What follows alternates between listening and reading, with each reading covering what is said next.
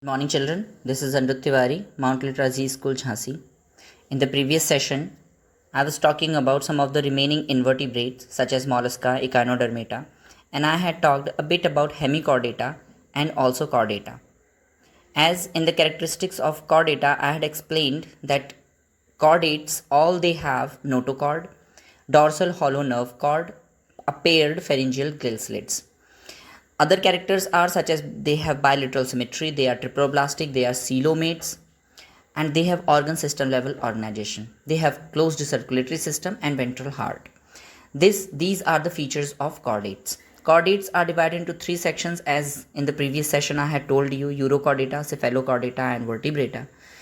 Urochordata, only in larval stage the notochord is present. Cephalochordata, after larval stage, throughout the life the notochord is present, and in vertebrata the notochord is present in embryonic period, and after the birth of the child it is replaced by vertebral column. That means in adults vertebral column is found in place of notochord.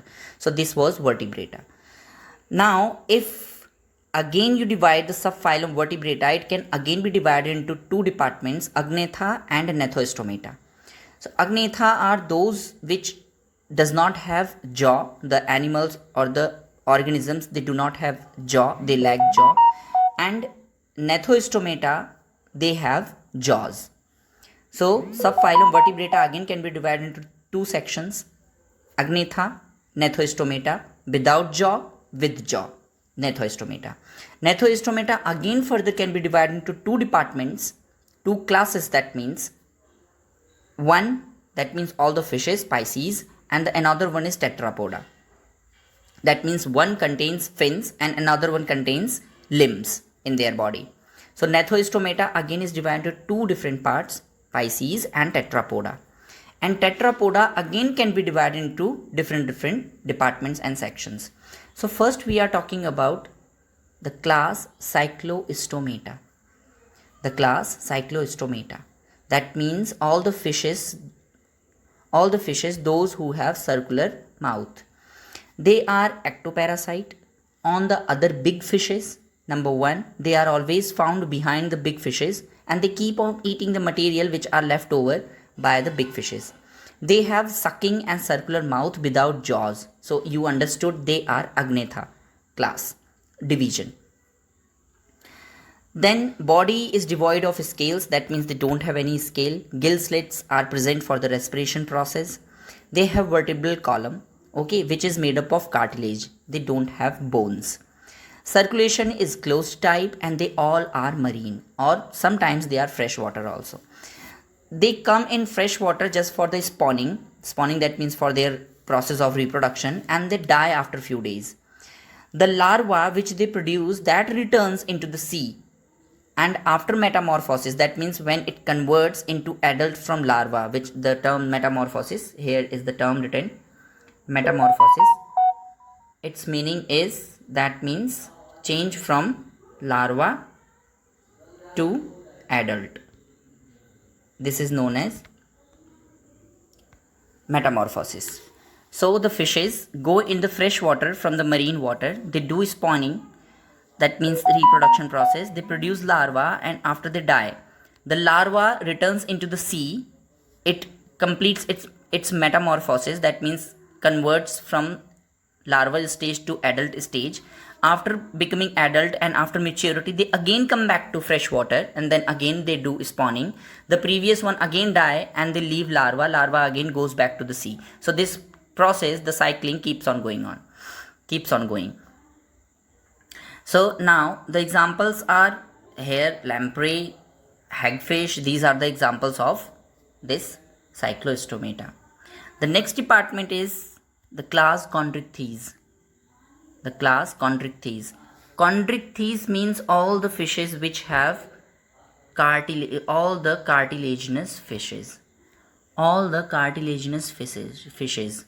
They are known as, they come under the class Chondrichthyes. So we are going to talk about it in detail. Number one, they are marine. Number second, they have a streamlined body. They have cartilaginous exoskeleton. They are cold blooded. They have tough skin. with minute placoid scales. They have a bit amount of scale. Gill slits are separate without operculum. Most of the time gill slits contain operculum. They have powerful jaws and they are mostly predators. And the best part is that even though they don't have any bone, but still they are dangerous than the bony fishes. And the examples are such as shark. They don't have any air bladder. That means they have to swim all the time just to overcome sinking, just to get away from the sinking problem. Otherwise they will sink. Heart is two-chambered and they are mostly cold-blooded. Sexes are separate. Males have pelvis fins and they bear claspers. Internal fertilization is present in them. That means fertilization takes place inside the female's body. Many are viviparous. Okay, they give direct birth to young ones. The next department is osteichthyes. Osteichthyes, that means the bony fishes. They are mostly marine. They may be freshwater also. They have bony endoskeleton, streamlined body, and they have 4 pair of gills which are covered by operculum. Try to understand. The chondrichthyes, they have gills but they are without operculum, and osteichthyes, they have gills with operculum. Skin is covered by scales and they have air bladder present in their body so that they don't have to swim all the time just to prevent sinking. And they have two-chambered heart. They are also cold-blooded. In them also sexes are separate. Male and female are found on different bodies. They have fertilization.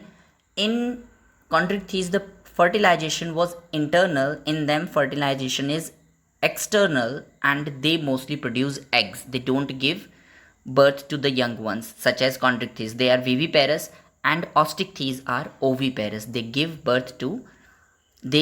eggs. They lay eggs. Examples are such as hippocampus, seahorse, which is also known as. There is Exocetus also, which is a flying fish. Labiorohita, you must be knowing about this. A rohu, katla, clarius, magur, which is also known as. These are most famous examples of bony fishes. Now the next department comes tetrapoda.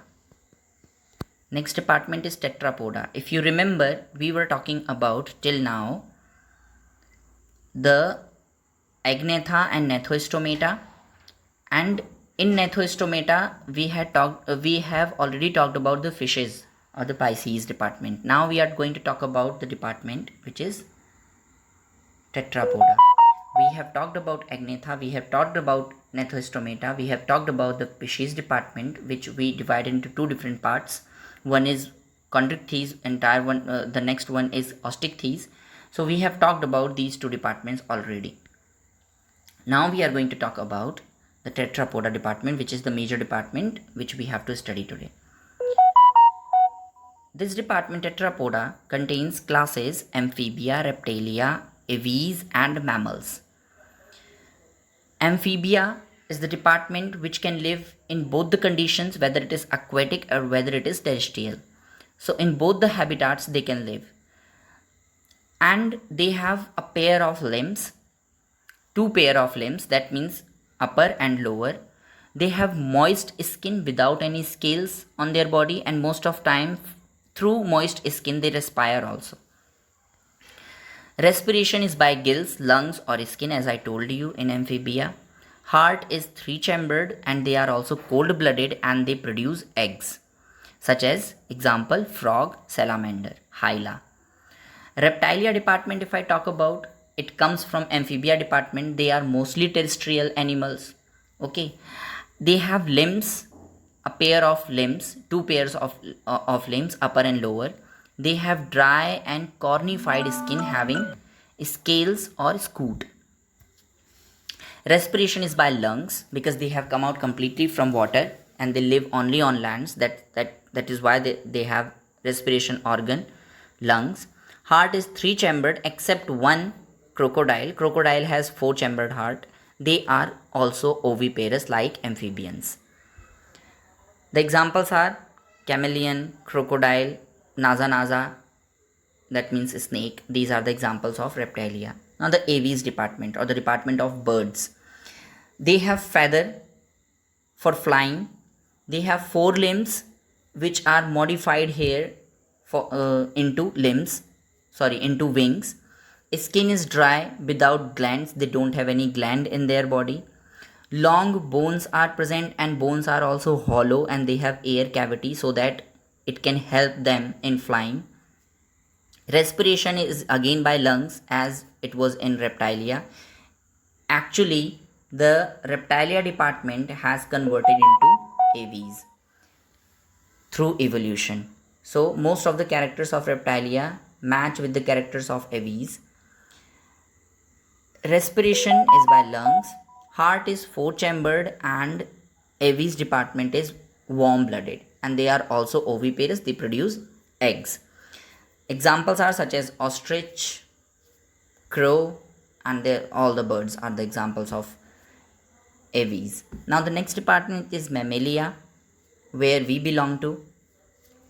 They are mostly terrestrial. Some can fly also, and some live in water also. Mostly they are terrestrial, such as all the mammals, whether it is cattle, whether it is human beings, whether it is monkeys, and they all are. So, and the second one, they can fly also, such as bat. Bat is a mammal, it can fly. And they can live in water also, such as blue whale. Blue whale is a mammal, but it lives inside water. They have two pairs of limbs. Sometimes limbs are modified into wings to fly. Sometimes limbs are modified into fins to swim. And sometimes they are hands just to pick and catch something. Skin has hairs. They have mammary glands for producing milk for their young ones. Respiration is by lungs. They have four chambered proper heart, and they are viviparous. Sometimes they are oviparous also. Mostly they are viviparous, that means they give birth to young ones. Platypus, echidna, they too are the examples of oviparous. Otherwise most of them are viviparous, such as camel, dog, blue whale, bat, human beings, monkeys, and all. So these are all four classes of tetrapoda. And here this particular chapter number 4, animal kingdom, finishes. Next time we will be starting the new chapter. Thank you very much. Have a nice day.